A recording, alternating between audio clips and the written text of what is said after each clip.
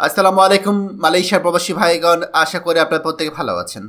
মালয়েশিয়ার calling visa আবার উন্মুক্ত হলো। 13টি খাতে কর্মী নিতে 31 ডিসেম্বর পর্যন্ত সময় দিল মালয়েশিয়া। চলুন খবরে বিস্তারিত জেনে নেওয়া যাক। আলহামদুলিল্লাহ, কলিং ভিসার ব্যাপারে একটা বড় ধরনের ব্রেকিং নিউজ এসেছে। বিদেশি শ্রমিক নিয়োগ কলিং ভিসার কোটা 31 ডিসেম্বর পর্যন্ত উন্মুক্ত করার ঘোষণা দিয়েছে মালয়েশিয়া সরকার। দেশটি স্বরাষ্ট্রমন্ত্রী দাতুক সেরি সাইফুদ্দিন নাসুসার ইসমাইল মঙ্গলবার এই তথ্যটি নিশ্চিত করেছেন। মালয়েশিয়ার সবকটি গণমাধ্যম এই বিষয়টি প্রকাশ করেছে। স্বরাষ্ট্রমন্ত্রী জানিয়েছে, কৃষি, বাগান, খনি খাতসহ মোট 13টি উপখাতে বিদেশি শ্রমিক নিয়োগের আবেদন গ্রহণ করা হবে।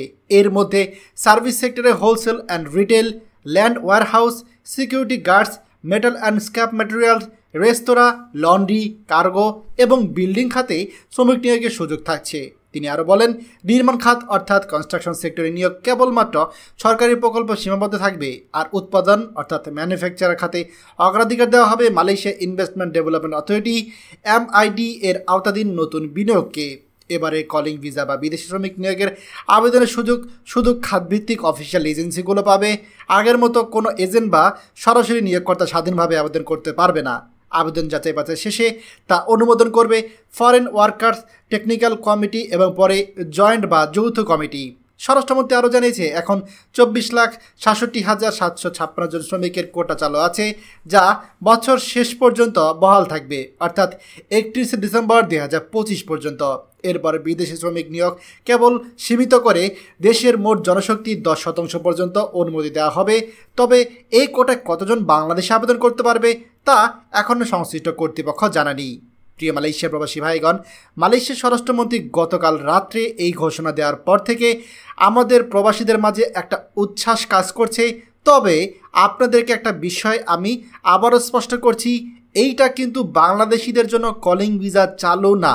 এইটা হচ্ছে কলিং ভিসা চালুর পূর্বের মুহূর্ত, অর্থাৎ মালয়েশিয়া সরকার সব দেশের নাগরিকদের জন্য এই কলিং ভিসার কোটা উন্মুক্ত করছে। যে 14টা দেশ থেকে মালয়েশিয়া কর্মী নেয়, 14টা দেশের জন্য এই কোটা উন্মুক্ত করে দিচ্ছে। আবার বাংলাদেশিদের জন্য তারা যখন এজেন্সি নির্ধারণ করে দেবে, ওই বাংলাদেশি এজেন্সিও এই কোটার মধ্যে থেকেই তারা কর্মী পাঠাতে পারবে। সেটার ব্যাপারেও তারা অফিসিয়াল ঘোষণা হয়তো সামনের দিনগুলোতে দেবে।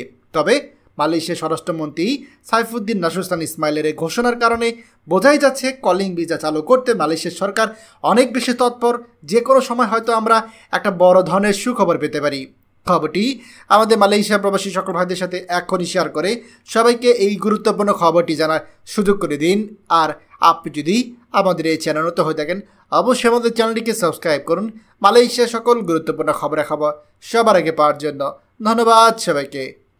আমাদের সকল ভিডিও আপডেট সবার আগে পেতে আমাদের চ্যানেলটিকে সাবস্ক্রাইব করুন। সাবস্ক্রাইব করতে সাবস্ক্রাইব বাটনে ক্লিক করুন এবং বেল আইকনে চাপুন, যাতে আমাদের কোনো নতুন ভিডিও আপনি মিস না করুন।